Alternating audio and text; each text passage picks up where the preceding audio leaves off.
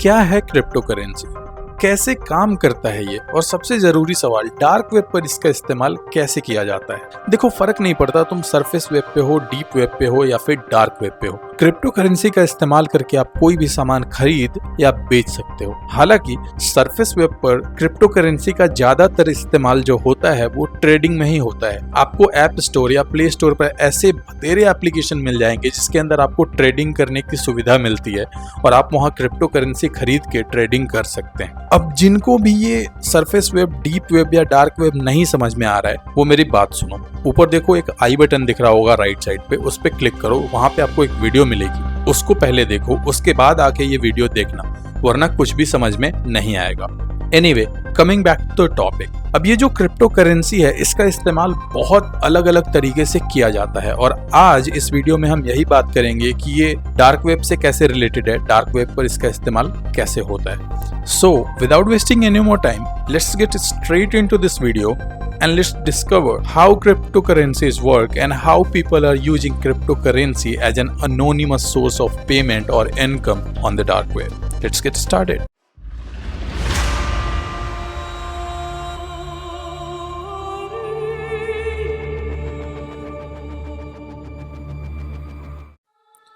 देखो, crypto currency को समझने के लिए सबसे पहले हमें अपना बैंकिंग सिस्टम समझना होगा।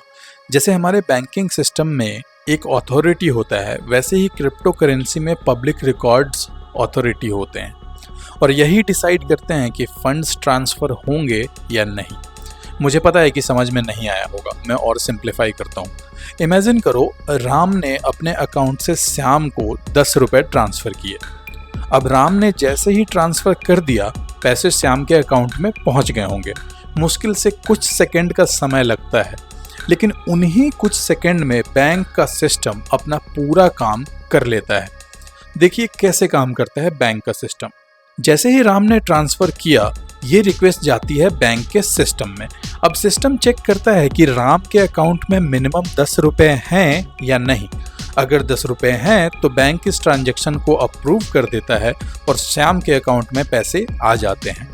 अब अगर राम के अकाउंट में 10 रुपए से कम है तो बैंक इस ट्रांजैक्शन को डिक्लाइन कर देता है। अब एक बात ध्यान देने की है यहाँ पे कि अब चाहे ट्रांजैक्शन अप्रूव हो या डिक्लाइन, बैंक अपने पास पूरा डेटा रखता है।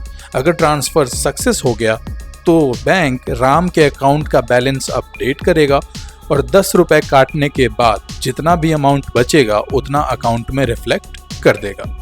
उसी समय बैंक श्याम के अकाउंट को भी अपडेट करेगा और श्याम के अकाउंट में मौजूद अमाउंट में 10 रुपए ऐड करके बैलेंस को अपडेट कर देगा। इस तरह बैंक एक अथॉरिटी बन जाता है जिसके पास पूरे ट्रांजैक्शन का ब्यौरा होता है और वो आज से 10 साल पहले हुए ट्रांजैक्शन को भी निकाल के बता सकता है कि किस डेट को किस आदमी ने किस रुपए किसको ट्रांसफर किए थे। अब आते हैं क्रिप्टो करेंसी की दुनिया में। क्रिप्टो करेंसी में भी यही सारा प्रोसेस होता है, लेकिन एक चीज के अंतर के साथ, यहाँ कोई एक अथॉरिटी नहीं होती है। मतलब ये कि क्रिप्टो करेंसी में भेजे गए सारे पैसों का पूरा ब्यौरा पब्लिक डोमेन पर अवेलेबल होने के बाद भी ये किसी को नहीं दिखता। यहाँ कोई मालिक नहीं है, ये सारा डेटा पब्लिक डोमेन पर हजारों लाखों कंप्यूटर की मदद से रखा जाता है। लेकिन क्योंकि क्रिप्टो करेंसी बनाया ही प्राइवेसी को ध्यान में रख के गया था, पूरा डाटा पब्लिक पर होने के बावजूद भी आप ये नहीं जान सकते कि किसने किसको पैसा भेजा।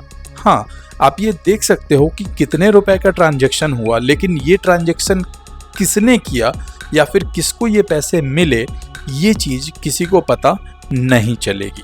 और यहीं से शुरू होता है क्रिप्टो करेंसी और डार्क वेब का किस्सा। क्योंकि क्रिप्टो करेंसी को ट्रेस नहीं किया जा सकता, क्रिमिनल लोग क्रिप्टो करेंसी का ही इस्तेमाल करके किसी भी इल्लीगल काम को अंजाम देते हैं। यही रीज़न है कि डार्क वेब पर होने वाले सारे ट्रांजैक्शन क्रिप्टो करेंसी में ही होते हैं।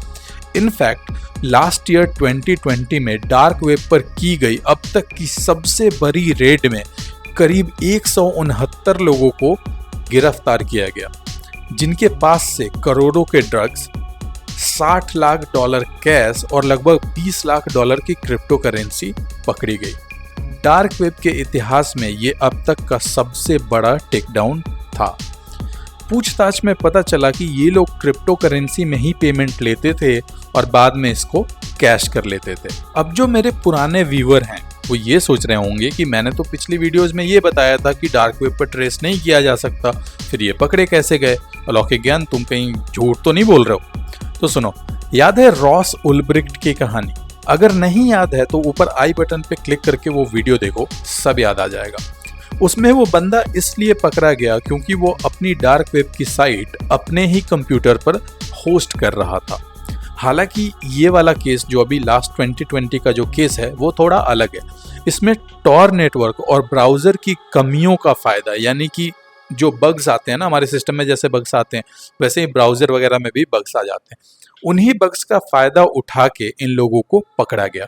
देखो, ट्रेस करना आसान नहीं है, ऑलमोस्ट नेक्स्ट टू इम्पॉसिबल है, लेकिन अगर आप टेक्निकल ग्लिच को फिक्स नहीं करोगे या उसके बारे में आपको पता ही नहीं होगा तो लोग तो फ़ायदा उठाएंगे ही ना इस बात का। एनीवे, इस रेड के ऊपर मुझे एक अलग वीडियो बनानी पड़ेगी, तब मैं जाके सब कुछ ठीक से समझा पाऊंगा। तो आज की वीडियो के लिए इतना ही। आई होप आप लोगों को क्रिप्टो करेंसी समझ में आ गई होगी।